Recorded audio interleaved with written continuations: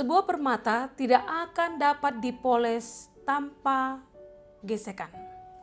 Demikian juga seorang tidak akan menjadi sukses tanpa tantangan. Agar kita mampu menghadapi tantangan hari ini, mari menerima kekuatan dari Tuhan melalui firman-Nya. Kita berdoa. Damai sejahtera Allah yang melampaui segala akal kiranya memelihara hati dan pikiran kamu sekalian di dalam nama Tuhan Yesus Kristus. Amin. Jemaat Tuhan, renungan HKBP Resort Sutoyo, Rabu tanggal 1 Juni 2022, tertulis di Yesaya 41 ayat 14, demikian dikatakan. Janganlah takut, hai si cacing Yakub, hai si ulat Israel. Akulah yang menolong engkau. Demikianlah firman Tuhan, dan yang menebus engkau ialah yang Maha Kudus, Allah Israel. Di dalam bahasa Batak dikatakan, Una koma biar alegia Jakob, hamu jolma siotikotik sian Israel. Audo mangurpiho ni na Jahoba, do siluluhoko nabadia ni Israel. Demikian firman Tuhan. Ketika anak saya sudah berumur 4 tahun, di masa sebelum pandemik, guru sekolah minggunya mengatakan bahwa anak-anak tidak lagi boleh ditemani oleh orang tuanya di ruang ibadah sekolah minggu, khususnya kelas mereka. Oleh karena itu, saya mempersiapkan anak saya dan memberitahukan agar dia tidak takut meskipun saya tidak ada bersama dengan dia di ruang sekolah minggunya.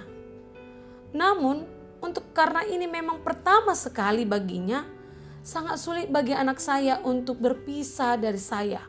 Dan bahkan dia sampai menangis karena merasa takut di kelas yang baru dan suasana yang baru, tanpa ada saya yang mendampingi dia di sana. Rasa takut itu adalah hal yang wajar dan bisa saja menghinggapi setiap orang.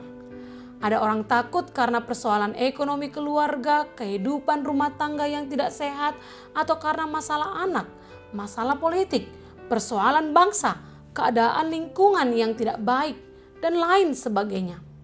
Seakan Tuhan tidak bekerja dan tidak menyertai kehidupan kita.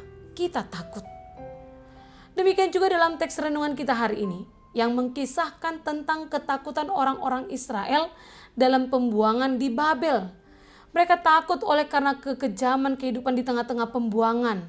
Hak mereka untuk hidup sebagai manusia merdeka dirampas oleh orang-orang Babel.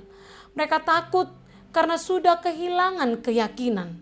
Oleh karena itu, lahirlah pemikiran mereka bahwa Tuhan tidak mampu membebaskan dan menolong mereka.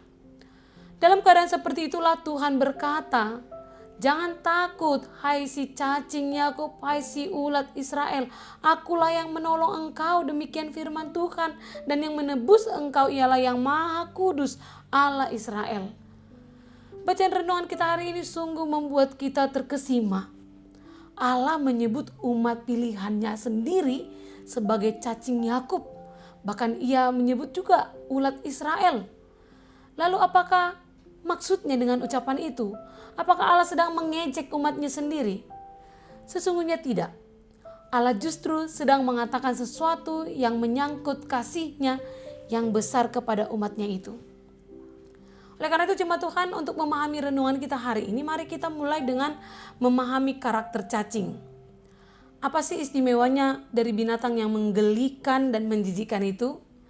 Cacing adalah binatang yang tidak memiliki senjata untuk membela dirinya sendiri. Berbeda dengan binatang-binatang lainnya seperti lebah, misalnya yang memiliki sengat untuk membela dirinya.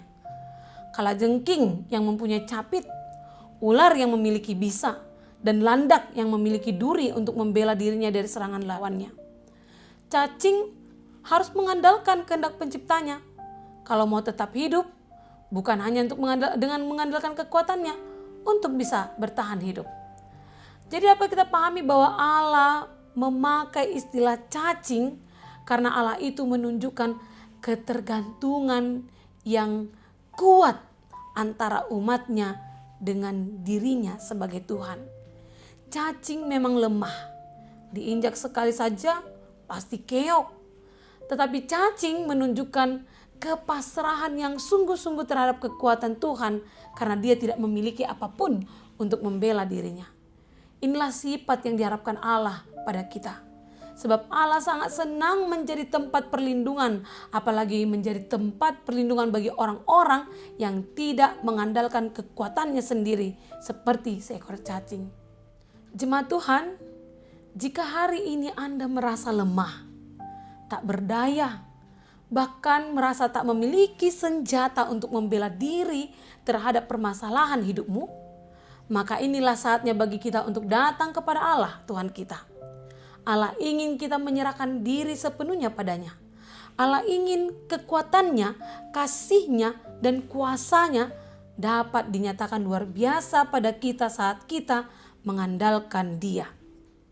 Ingatlah akan kata Tuhan, bahwa dalam kelemahanlah kuasaku menjadi sempurna di 2 Korintus 12 ayat 9. Untuk itu kita harus bergantung kepada Tuhan, karena hanya orang yang mengandalkan Tuhanlah yang mampu lepas dari rasa ketakutan dan percaya bahwa Tuhan mampu menolongnya di setiap pergumulan hidup kita. Ketergantungan itu ibarat ikan di dalam air. Seekor ikan tidak akan bisa hidup tanpa air. Ketergantungan itu juga ditunjukkan dengan kehausan akan firman Tuhan. Sebab firman Tuhanlah yang mampu membuat kita kuat, yakin, dan percaya bahwa Tuhan mampu menolong kita. Amin, kita berdoa. Ya Tuhan, ada banyak hal dalam perjalanan hidup ini yang membuat kami mengalami ketakutan. Dan oleh karena ketakutan juga membuat kami ragu akan pertolongan-Mu. Sekarang Tuhan, kami percaya bahwa Engkau-lah yang mampu menolong, membebaskan, dan yang mampu kami andalkan dalam kehidupan kami, terlebih di dalam kelemahan-kelemahan kami. Maka kami mau hanya mengandalkan Engkau saja, dan biarlah kuasa Roh Kudus-Mu meneguhkan hati kami untuk tetap setia dan beriman kepadamu menjalani hari-hari kami. Terima kasih Tuhan. Amin. Jemaat Tuhan, selamat beraktivitas di dalam pertolongan Tuhan. Salam sehat, Tuhan memberkati.